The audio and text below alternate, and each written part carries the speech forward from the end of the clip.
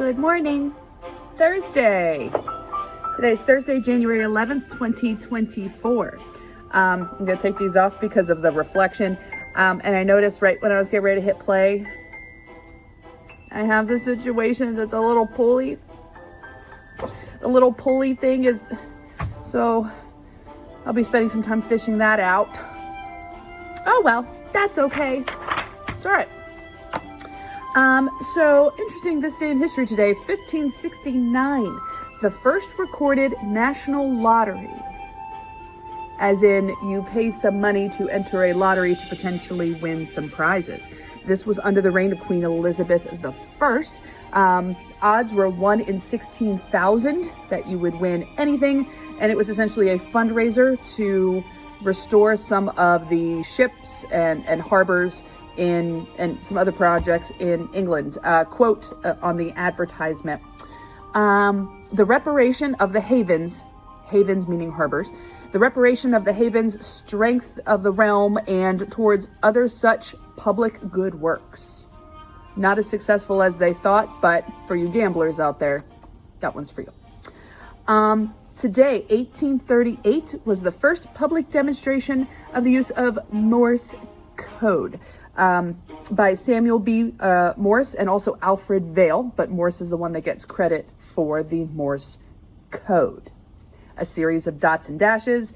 A dot makes sense. A dash is the length of 3 dots, and between words there is a 7-dot period of time. So to demonstrate on my stapler, okay, there's one that I already know, thanks to the Brillo commercial. SOS. Just in case they ever need that one. But I'm like, okay, this is going to be random, but is there the possibility that I could find, thanks to the internet? Oh, by the way, I got some fan mail yesterday. It's your daily dose of Heights. And he's laminated for safety. Thank you, neighbor Christy. Tommy. Okay. So I Googled Morse code Tom Hanks. And what I could find was references to an episode of the cartoon Bob's Burgers, where Tina, that's the daughter in the series, is talking to a friend, and the friend is always responding in Morse code. And there was a piece of dialogue. I couldn't find video clips of it. How do you say Tom Hanks in Morse code? Oh, yes. I looked it up. I figured it out. The little slashes there, that's the space in between words, just so I know. Okay? I'm going to try, for the first time, I've not practiced this, Tom Hanks in Morse code. Are you ready? Okay.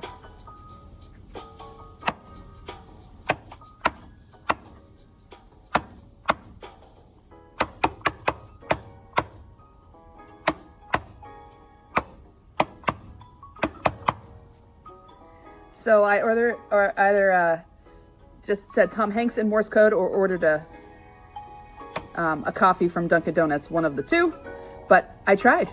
That was actually really fun. That was a lot of fun. Okay, back to our news. 1922, the first insulin injection is given to treat diabetes. Dr. Frederick Banting in Canada.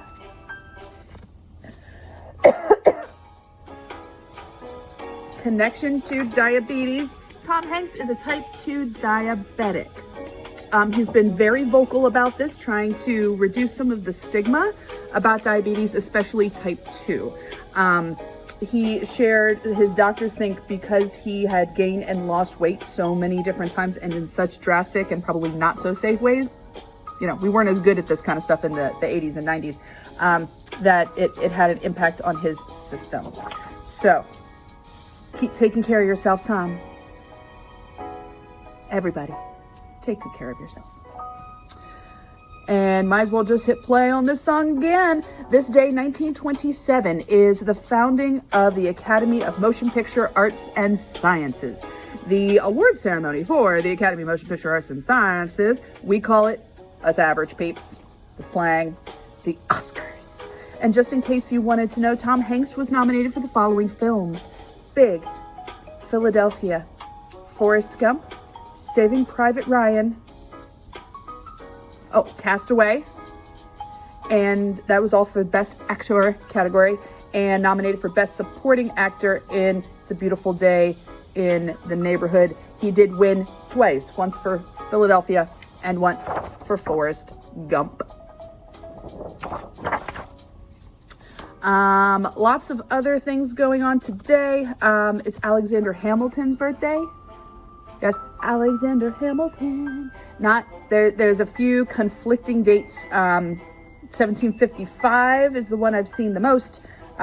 Could go into a whole thing there, but because I have a meeting this morning and I want to do my best to try to keep these shorter, I decided to focus the rest of my time on a particular figure who has been quite inspirational to me, and I've mentioned on a bunch of mugs before, and even I think 2 days ago or yesterday I was just like, we'll talk about her later. Well, I'm actually going to talk about her. Alice Paul. Alice Stokes Paul, born this day. I didn't even write what year she was born. Cheese and crackers. I am horrible. Oh. Hold on. Okay. 1885. Born this day, 1885, to a Quaker family in Mount Laurel, New Jersey. Family ancestry, they have some connections to William Penn. So that when there's that PA connection, the family lived in Pennsylvania for a while. I'm always like, woo, Keystone State. Biggest thing for Alice Paul is she was pivotal in helping to push for the passing and ratification of the 19th Amendment. So let's do a quick review of some of our civics. So you have the Constitution of the United States, 1787. You cannot just delete things in the Constitution. You have to amend, which means we're making tweaks and modifications and we're putting it at the end. Okay, so First Amendment to the Constitution, our little hand signals. Okay, so freedom of expression, so that's right to peacefully assemble, and freedom of speech, freedom of religion. Okay, First Amendment to the Constitution, Second Amendment to the Constitution, right to bear arms, and so on and so forth. So we get to the 18th Amendment, that's prohibition. 19th Amendment is going to be guaranteeing that there is no prevention for the right to vote based on sex. So thank you, Alice Paul. She also later on pushed for the Equal Rights Amendment, the ERA, which would essentially prevent any type of discrimination based on sex. The ERA was passed by Congress, but not ratified by the states. I mentioned that before, that pass versus ratify. So a certain number of states have to also approve that addition to the Constitution, because federal law supersedes state law. So if it's a federal law, all states have to follow it.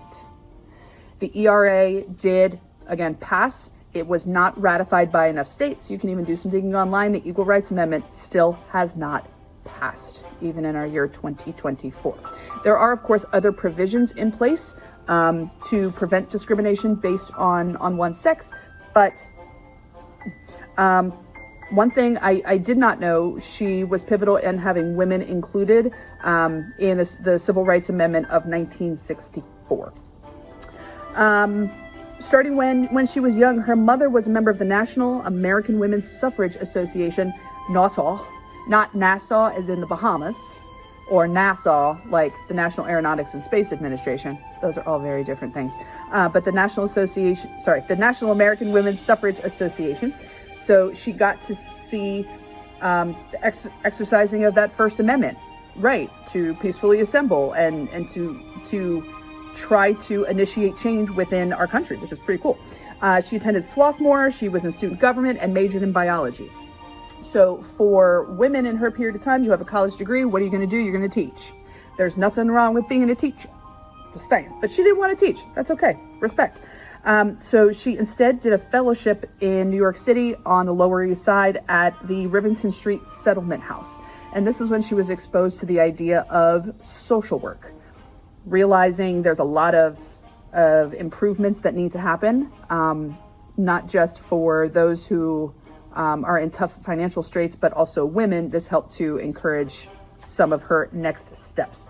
In 1907, she graduated from Penn, the University of Pennsylvania, political science, econ, and sociology. She was a busy, busy girl. She spent some time in the UK. She attended the London School of Economics for a little while, and she supported what was pretty radical, the suffrage movement for women in England. She served 3 short jail terms as a result. Comes back to the US, 1910, completes, going back to Penn, a doctoral degree, her PhD in sociology, and the subject of her dissertation, the legal position of women in Pennsylvania. Love it. In her efforts, along with the National Women's Party, I mentioned the silent sentinel idea in a previous mug. So she and women, they had banners and they would stand outside the White House, not saying anything, not chanting, silent, sentinel, standing guard. This continued even during the United States' involvement in World War I.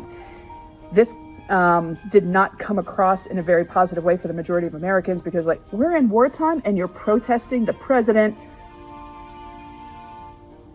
when we have our sons and our brothers and our nephews and our neighbors and our cousins over there fighting in World War I. Not, it was seen as poor form. She was arrested also in the US. Charge was obstructing traffic. She went on hunger strike, which is something that had been used in Ireland that she was exposed to. A movie, it's on HBO, that I recommend. I have the DVD if you'd like to borrow it. It's called Iron Jawed Angels. Hilary Swank plays Alice Paul. Pretty intense, but absolutely a powerful movie. After the 19th Amendment was actually passed and ratified, she kept going with her academic learning, spending some time at American University, the Washington College of Law, with her LLB degree, 1922, her Master's of Law, 1927, and a doctorate from American University in Civil Law in 1928. Girl. Woo. She is buried in Cinnaminson, New Jersey. During the COVID times, during COVID summer, I did take a trip to the Alice Paul homestead. It's only open at select times. It's in Mount Laurel, New Jersey. They have, events a couple times a year, but I reached out to the curatorial staff and said, hey, can I visit? And that was really cool. I went to the cemetery where she's buried, and her headstone is tiny. It's just like everybody else's. No big monument to this pivotal figure. And I saved it. I left my I voted sticker with her. So, told you, I haven't missed an election yet, and I'm not planning on it. Something I do not want to take for granted. So, the name of this episode, End of the Row. Woo! End of the Row. It comes from an Alice Paul quote that I found. When you put your hand to the plow, you can't put it down until you get to the end of the row. Once you start, you can't give up. How many of you are still going 11 days into this new year with that New Year's resolution? Don't give up. We are starting final exams today. So close, so much to do. I could just throw my hands up and be like, I'm done. No, get to the end of the row. Rest later. Still take care of yourself, but let's push through, make it happen. So, I was in the building a few minutes before 6 o'clock this morning. Pretty, caffeine, getting ready, like I said, to start finals. So here we go, everybody. So until tomorrow, behave, be good, be kind, continue to wash your hands, recycle when and where appropriate. Keep going until you get to the end of the row. Deuces.